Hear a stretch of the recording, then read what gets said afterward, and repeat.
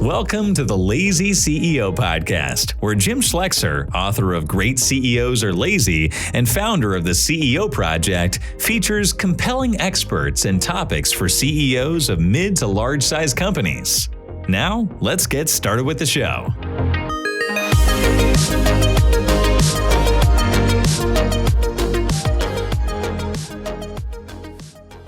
Welcome, everybody, to another Lazy CEO podcast. My name is Jim Schleckser. I am your host, and I am the CEO of the CEO Project. Well, today, we're going to talk about a topic that honestly is a little bit difficult, and it's difficult because it's delicate and sensitive.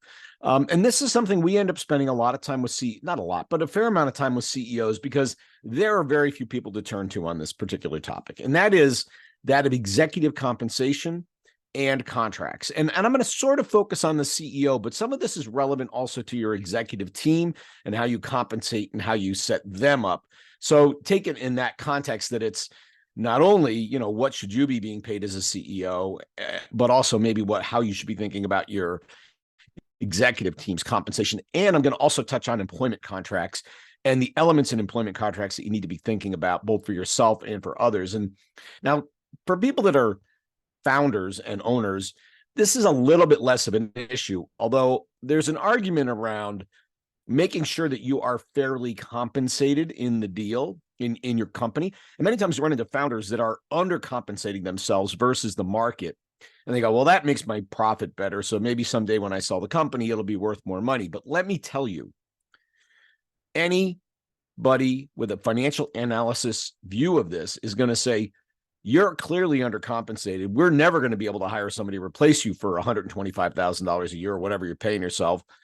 We're going to need to adjust that to an appropriate level of compensation for a CEO, and we're going to reduce your EBITDA by that amount, because that's what we're going to have to pay if you're no longer around.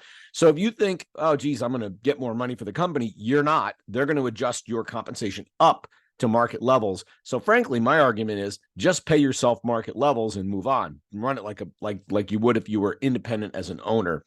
So it is relevant in that context as well. But also we've seen founders that start their business and then they end up bringing private equity in, and now they're negotiating with a board on contracts, compensation, and so forth. And so this will be informative for those people. Clearly, for people that are executive, kind of hired gun executive CEOs, this would be relevant to them as well. So let's start with comp.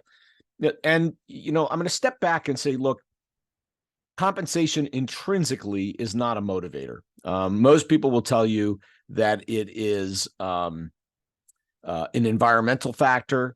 And the goal is what we call felt fair compensation. So the idea is that I feel like for the work I do, I'm fairly compensated. When I look at people that do more or less what I do, they make more or less what I make, maybe not within the dollar, but close enough. And therefore I'm fairly compensated. And we only get into trouble when, I feel that the answer to that question of, compared to other people that do what I do, I'm not fairly compensated. I don't make what they do. Now you have to have the right referent group when you do this, but and that's really all our goal is for compensation. So the first piece of this is base comp. And normally there'll be three elements of compensation for an executive. One is base, a fixed amount of compensation per month. The second is a bonus, generally based on particular targets. We can talk about those in a minute. And the third might be a long-term element of compensation, potentially equity, but I'll talk about a couple of options there. So you want to step back and look at the market. And the market for CEOs would be, other people that run companies in your industry of your size, potentially in your geography. Now that changed a little bit with COVID, that these jobs are a little more national than they were local.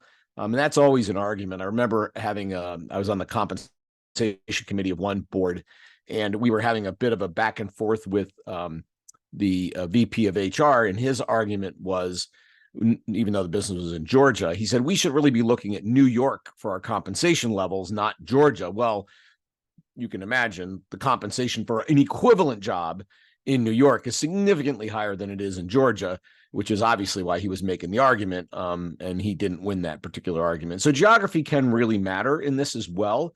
At a minimum, I think you need to think regionally. maybe even more locally if you can gather that data. So there are compensation surveys that are available. Some are better than others, but that's the first place to start. And what you'll find there is the normal distribution of compensation. So let's say a job on average pays $200,000 a year. And the bottom 25%, the lowest compensated people doing that job might make, 150, and the most highly compensated people might make the 75th percentile, in other words, might make, 250 or 275. I think you have to have a philosophy of how you want to pay. Most people will say, we want to pay at average. We want to pay at 50%. So they target that job at 200. Others say, we'd like to be a little above average, but we don't want to be crazy, go to 225 or something like that. And others say, look, we want to pay top dollar and get top quality talent. We're going to 275. We'll be at the top of the market in all circumstances. So you need a bit of a philosophy of how you pay people. I work with one company on compensation where their philosophy is base comp. We're going to be below 50th percentile. We might be at 40th percentile in the market. But with bonus, in other words, a combination of base and bonus, we want to be at the 80th percentile. So they had massive incentive-based bonuses in this business. Now, when it was growing and doing well, everybody loved that model because they were all up at the 80th, 90th percentile in compensation. There's no way they could find a job for that kind of money. They had a couple of tough years, and that 40% number began to bite them in the butt because people said, geez, I'm kind of starving here. I'm not making what I should make. I could make more than this anywhere else. Now, they forgot the good years, those people, to be fair, but people have very short memories. So just when you're thinking about it, you have to be strategic. I love sitting at 50% or 55 or something like that, and then maybe more on bonus as a percentage, but it's obviously a decision you have to make. So basically cash compensation paid whatever, monthly, biweekly, whatever the model is. Bonus is where it gets interesting. And, ideally, people are kind of living on their base and banking their bonus or doing fun things with their bonus, but, that's a personal choice. As an owner of the business, you want to provide a bonus system that aligns the interests of the people running the business with your interests. There's a theory called agent theory, and the idea is that their interests can sometimes run counter to that of ownership. And you have to be careful about constructing bonuses so that you don't run into this problem of misaligned interests where effectively they can win, management can win, and ownership doesn't win. To be honest, the other shouldn't exist either, right? It shouldn't be a situation where ownership can win and management loses. Everybody should win together or lose together in terms of financial performance. So the easy one here is, we're just going to pay you on net cash flow or EBITDA or some other profit measure that you think is important for your business, return on assets, whatever one you think is critical. I like, free cash flow, and I kind of like EBITDA, although a little bit less for a bunch of reasons, because, well, gosh, as an owner, that's what I'm going to get. And so I'll just give you a piece of what I'm going to get. And I tend to think of this in terms of splits. In other words, if the business is going to make $10 million, how much of that should you pay to management as a reward for delivering the $10 million? Now, obviously, it's going to eat into the $10 million, but, if you said I'm going to put $1 million into the pool or $2 million into the pool, none of those are unreasonable figures. And so it's really about splitting the outcome. Effectively, bonuses are profit sharing. Sometimes people think about them differently, but, if profit is not created, then how the heck are you going to pay a bonus? And so think about what's total profit, what's the right pool that I want to create for management. And then we think about how we're going to divide it up based on impact, level, and so forth. There is an opportunity, particularly as we move down the organization and even sometimes at the CEO level, to have an element of compensation based on other stuff. And generally, those are strategic objectives. So, for example, let's say that we're going to hit a certain profit number, but critical to our future success is opening up Europe or launching a particular new product on time, on budget. You might say, look, I'll give you 75% of your bonus on profit, 25% of your bonus on achieving a nominal number in Europe, $1 million of revenue in Europe. I know that's not going to change our profitability, but what it's going to do is tee us up to do 3 million, 5 million, 20 million over the next few years, which is where our future is, or launch the new product the Excalibur 20 has got to be launched by June 20th, and we need to see revenue on that product of $500,000 before the end of the year. Again, not a number that's going to move the needle in terms of profitability, but critical for our future success. And the reason why you actually put money on that is because you think about it, roll back, think about management. They go, let me see. I could spend a lot of time on the new product, which is not going to change. Let's say they were paid 100% on profit. They go, I could spend a lot of time on the new product, which costs me money and distracts me from delivering the profit number at some level. Or I could forget the new product and I could spend all my time on the profit number and I make sure I deliver my profit and my bonus. And they've just sacrificed the future of the company in exchange for their short-term bonus. So sometimes a strategic objective can be helpful in balancing management's view of short-term, long-term strategic objectives versus pure financial performance. Pure financial performance is easiest. It's calculatable, if that's a word.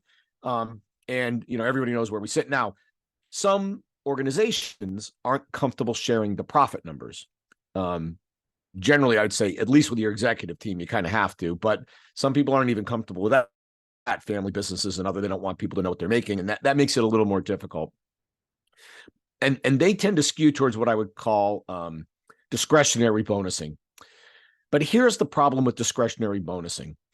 You're spending the money and you're not getting the positive effect with a discretionary bonus. Why? Because all year long, I'm doing my work, I'm doing what I think are good deeds and directionally correct and delivering the results we want. But I don't find out if I did well until you decide what bonus I'm going to get as the owner, let's say. And hopefully I'm in your good graces. Hopefully I did the right thing, but I don't know. I can't calculate it as I go. So it's a bit of, feeling the way in the dark as opposed to being really clear. Let's go to the other side, which is where I recommend you end up on a bonus plan, which is clear, calculatable, and transparent. Why? Because I'll know right where I sit every single month of the year. We were ahead in January. We're ahead in March. We're a little behind in June. I know exactly where I sit. I can calculate my bonus pretty clearly based on the performance of the business that's shared with me. This sort of ties back. I've talked before about sales force compensation. I said, look, sales force compensation has to be easy enough that a salesperson can calculate how much commission they made on their walk from the customer's front door to their car in the parking lot. In other words, a minute maybe. In their head, they can figure out how much they made.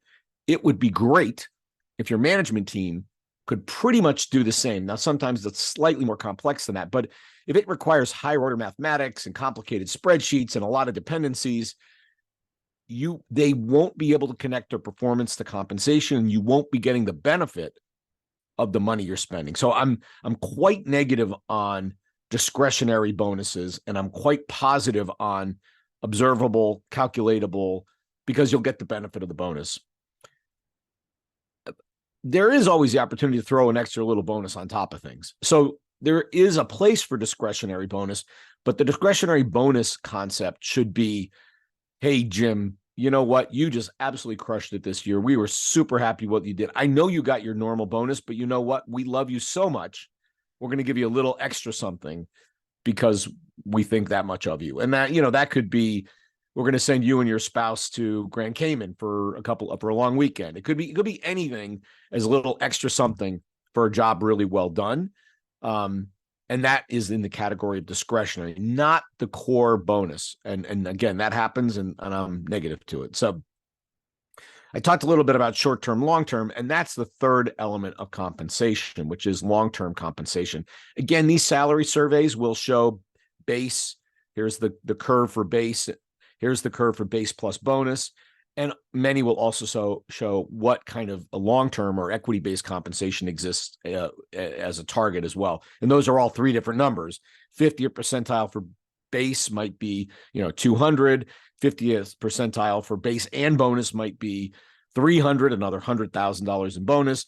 And, if you add in equity comp, it might be another 100 or 200,000, depending on what that is. And so you stack up to the total package, base, bonus, and long-term is 500, which, can attract a heck of a lot of people for that kind of money. Very, very high quality people for that kind of money. But people think about sort of blindly, they say, well, long-term equals equity. And I want to caution you that it does not, and it doesn't have to. And as founder owners, you want to be very, very, very, that's three, I'll do a fourth one, very careful with equity for a whole bunch of reasons, which I'll talk about. So preferably, we generate a product that is, call it synthetic equity. It acts like a duck, it walks like a duck, it looks like a duck, but it's not really a duck. So in this case, it looks like equity, it feels like equity, it pays you like equity, but it's not really equity. And the reason for that is if you bring somebody into the equity stack in your business, there may be a point in the future that you need to take them out of that equity stack, whether they leave, whether you fire them, whatever reason. And that can be painful and difficult because you've got a partner in the business. And even though they're a minority partner, they're a partner in the business. And while they're part of your executive team that's running the business, that may not be the move to make. So synthetic equity is really the way to go. Now, there are pluses and minuses of that, but I'll get into those in a second. So the first one is just a long-term incentive plan. So these are effectively bonus plans that are structured over multiple years. In publicly traded companies, they do these all the time. And they say something like, as long as our share price performance exceeds the average in our market by a certain amount over these 3-year period, you'll get a bonus of $200,000 or $300,000. Essentially, they're saying you're going to get some percentage of the increase in value of the company, of our shares, in the form of a bonus over a 3-year period. And normally what they'll do is they'll stack those on top of each other. So at any given time, an executive might have one 3-year program that's got 3 years to run. They just got it. One 3-year program that's got 2 years to run. We got that one last year. We've got one that's got 1 year to run. That one I got 2 years ago. And they got one that's going to pay out at the end of the year. That's the current one. And so you've got this stack of compensation sitting out there, depending on how the business is performing, that retains the employee because they go, gosh, if I leave, I won't get paid out these future compensation chunks, particularly if the company's doing well, and it inspires people to hang around. Now, it's a little unfortunate that if somebody really wants to be somewhere else, that money might keep them there, but it is one of the models we use to keep people in a company, and sometimes it works. Hopefully they're happy. I would hate to see somebody unhappy and staying around because they've got money on the table and they're hating their lives, but they can't leave the money. That's kind of an unfortunate place to be. But so anyway, it does have that effect. So this is bonusing. It's pure income. So there's no capital gains treatment on this. It is tax inefficient for the employee, but it is one way to do it. You're not giving them equity. You're giving them sort of an appreciation in value marker. And I mentioned it in public companies. Obviously, we know what the share price is there. You can also do it in private companies, right? If we say the value of the company is 6 times EBITDA, and we start at one number and we grow over 3 years to another number, you get some percentage of that if we achieve certain markers in value change on that formula, you get your bonus. Now you can quickly see that the math in a private company basically says drive up the profit and you increase your long-term incentive. So they are profit driven, but not just short-term profit driven. They're long-term profit driven. So go back to my example of launch the product. You might say, okay, I got to balance this out. I can make my short-term bonus if I ignore the new product development, but then I'm going to screw myself up on my long-term incentive because I won't have enough profit in 3 years to make sure I make my long-term bonus. And so they now are thinking more like an owner of short-term and long-term both being important when they make their decisions as a leadership team. So LTI, long-term incentives, can be an important way to compensate. The second is phantom stock. And I sort of implied that when I said, look, you can calculate the value of a business, say it's 6 times EBITDA. I generally, when I do this, by the way, if the market for these kinds of industries, this kind of business is 5 to 8, I would always set the internal calculation of value at the low end of that range. So it's 5 to 8, then we're going to say it's 5. And so you buy in effectively, meaning I will set a strike price, right? of 5 times EBITDA when you come to the business. I'll give you a percentage. Might be 0.1% or 0.01%, but it's a percentage. Sometimes people call that shares, but whichever way you call it, shares, it's all about what's the ratio of the total number of shares, the number of shares I have, which effectively makes it a percentage. But so we calculate the value of the business. Let's say it's making $5 million of profit. We multiply by 5. It's worth $25 million, that business. I go, okay, Jim, when you came here, the business was worth $25 million, and I gave you 1%.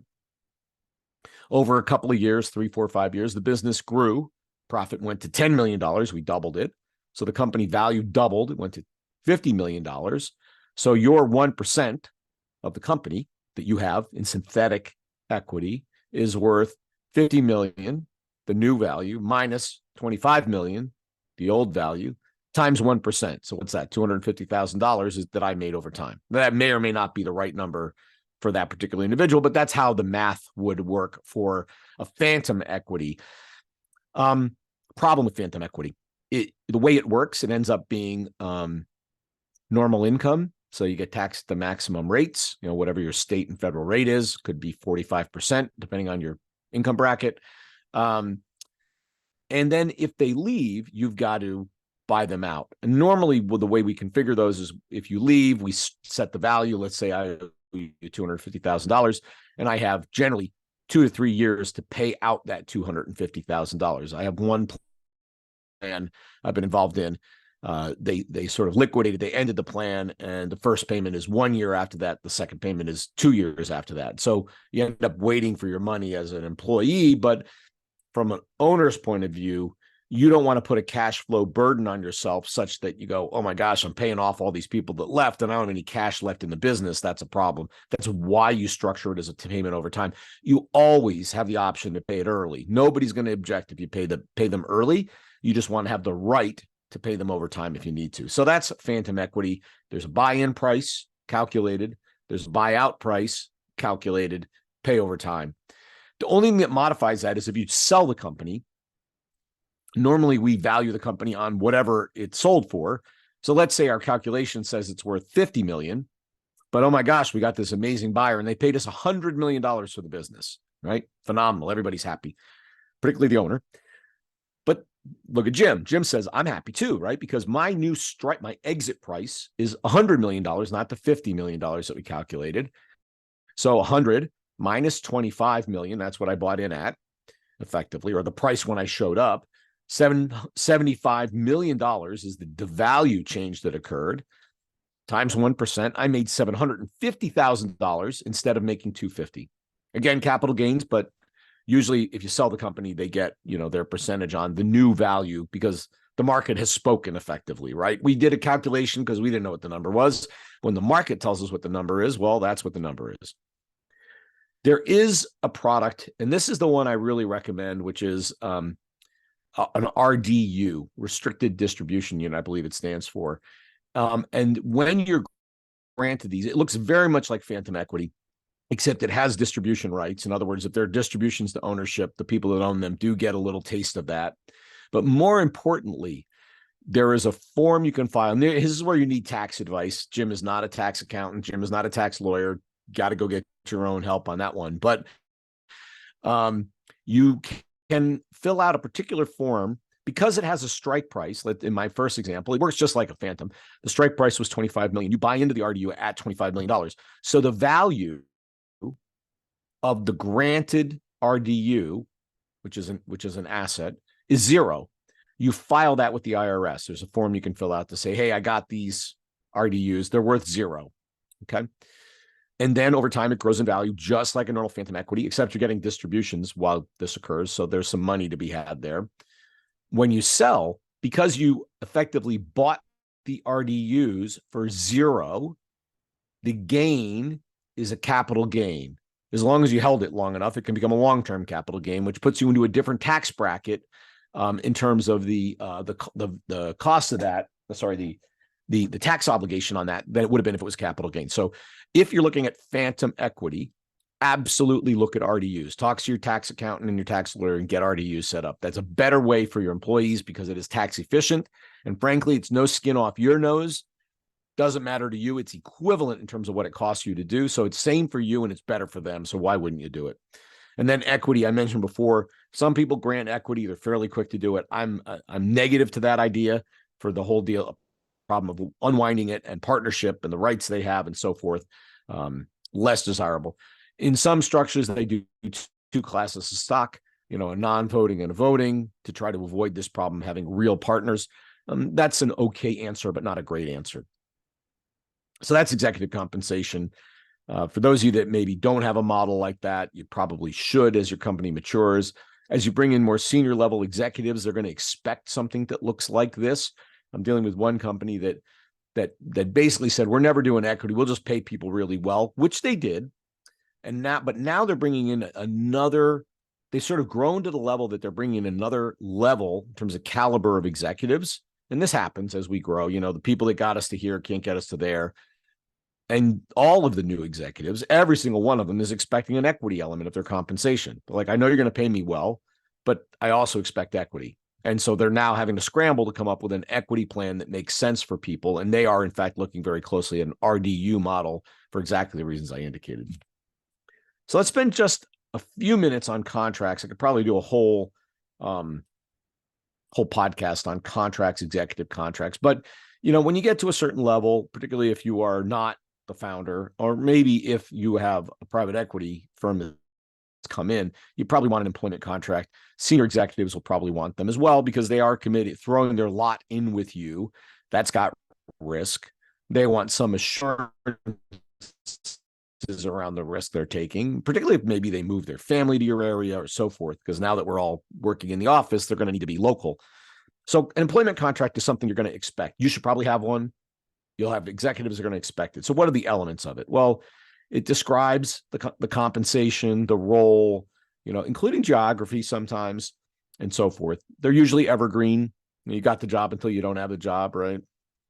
But now it gets interesting. The first sort of really important things in an employment contract are the termination rights. So under what conditions can we terminate this contract? And there are usually 3 fundamental, maybe 4 fundamental reasons why you can terminate a contract. The first one is what they call moral turpitude or malfeasance. So in other words, if you do some horrible act at the Christmas party, I don't even want to imagine what horrible act that might be, but like so horrible you cannot recover from it. Basically, that's moral turpitude or malfeasance. We can terminate. We just fire you for that, right? No debate. Being convicted of a felony, we can fire you if you get convicted of a felony. Now, this is where there's a back and forth as an employee and an employer. Employee wants the bar on that to be super duper high.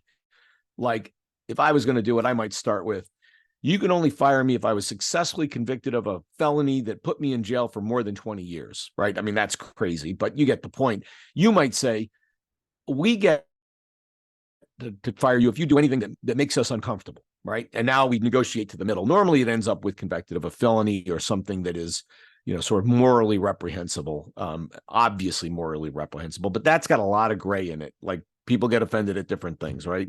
You told an off-color joke. Is that enough? Or what if it was doing something horrible with an employee, right?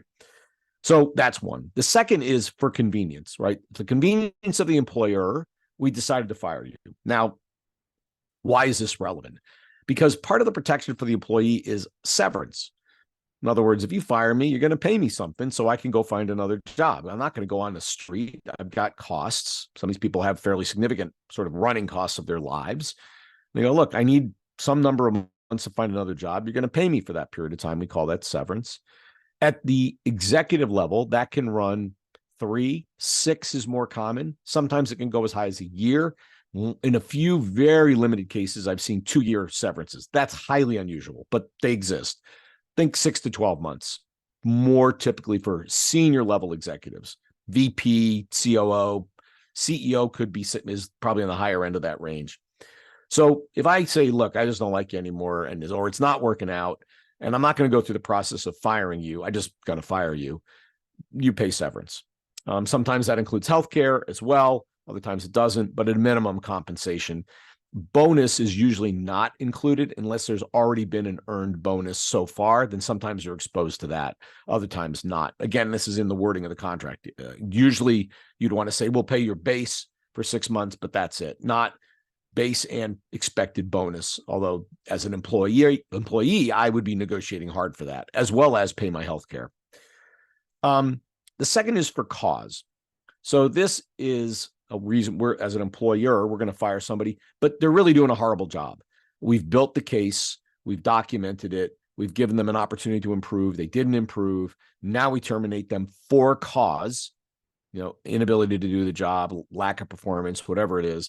In this case, you don't pay severance. And so it takes a lot of work to do it. And I got to be honest, most of the time I've had somebody with a contract, I've said, look, I'll just pay the money to make them go away. I'm not going to spend the 3 to 6 months it's going to be required to build the case to make them go away. I'll just pay them the severance and make them go away now. And that's the price and that's the contract. Fair enough. But as an employee, if you can see people building the case for performance, one of the reasons why they're doing that is they don't want to pay severance. So just heads up on that. But cause is always in there. Again, this is a bit of a negotiation. As employee, you want cause, whatever that is, to be very, very high bar, very, very high bar. Multiple years of non-performance with 10 different warnings and 15 opportunities to get better. And you can imagine, as an employer, you want that to be a relatively lower standard, a 60-day cure period, and then we're done. So cause is an important one because severance is not paid in the case of cause. Obviously, if they leave under their own power, hey, boss, I'm out of here, got another job, that's on them. No severance for that. And then the weird one is what they call constructive termination. And this is a case where I have effectively fired you, even though I never said it. So an example might be, hey, Jim, good news. Your job has been moved to Juneau, Alaska. So if you wouldn't mind just moving your family to Juneau, your new work location is Alaska. I go, I don't want to be in Alaska. Well, yeah, that's where the job is now. You've effectively terminated me, right? Or you massively limit my role. You go, yeah, you used to be in charge of P&L for the whole business. You're now in charge of the mailroom. You're still the CEO, not changing your title, but you're in charge of the mailroom. You've effectively terminated me. So changes in geography, changes in role, or changes in compensation can fall under constructive termination. And people play this game. They go, I'm not going to fire him. I'm just going to make his life so damn miserable. He leaves on his own power. And we've all seen this with people that are not wonderful human beings. And that's why we put this in the contract. In case that comes up, we're protected. We go, look, you've constructively terminated me, pay me my severance, and I'll go find another job. So that's termination. This is probably the most difficult part in a contract. There are a couple of others that are worth mentioning as I close on this. Non-competes are often included. To be clear, many states do not recognize non-competes. There is a move to eliminate non-competes broadly, nationally. And so they may not be worth doing them. I'll give you an example. In California, non-competes aren't worth the paper they're written on. We didn't even bother signing them for people in that organization. And I ran a couple companies in California. So look at it state by state. If you do try to put a non-compete in place, and you can make this work for senior executives, it has to be well constrained. In other words, geographically or market limited pretty tightly, because you can't stop somebody from earning a living, but you can stop them from directly competing from you. And the third element is you need to pay them for the non-compete. So you have to represent that part of their compensation paid for the non-compete. So you made $500,000 a year. $100,000 a year was in exchange for your non-compete. Clearly, during a severance period, you can enforce a non-compete, and sometimes people will even pay over years for somebody to non-compete as well. So that's a typical one, but they are losing favor over time. Non-solicit, you can't come back and hire employees. That's a very typical one, highly enforceable. So that one's worth doing. And that includes, I put an ad in the paper, they happen to see, or online, they happen to see it and apply. You can include that. So people used to play the game of, well, Jim never called me, I called him. That's okay. You go, no, that's not okay either. Confidentiality, obviously, if there's information, employee lists, technology, so forth, that is confidential, easy enough to enforce that. And the final one, and this is always worth putting in, is a non-disparagement clause, meaning you're not going to talk badly about us, the company, the executives, or your experience here. And, most people are professional enough to do that, but not always. So it's well worth putting a non-disparagement clause in your contracts as well. I may spend more time on that because I went pretty quickly on it, but that's some things you need to know, both as an employee at a senior level, even a CEO, but also as an employer when you're thinking about hiring senior executives, both on compensation and on potentially contracts that you might need to sign with them. So I hope that was useful. I hope you took a couple of notes and maybe had a few ideas for your business. And we will see you next time on the Lazy CEO podcast. Thanks for listening. This podcast is brought to you by the CEO Project. At the CEO Project, we work with CEOs to help them grow their business. And our members represent billions of dollars of revenue and profit. And frankly, amongst all of us, we've probably made every mistake in the book, including some you haven't made yet. So if you want to learn from the experience of a bunch of really seasoned CEOs, we're a great place to hang out. In this podcast, what you're going to hear are some of those ideas, concepts, and things that are just going to help you on your journey. If you want to find out more, reach out to us at theceoproject.com, or you can contact me personally at jim@theceoproject.com. Happy listening.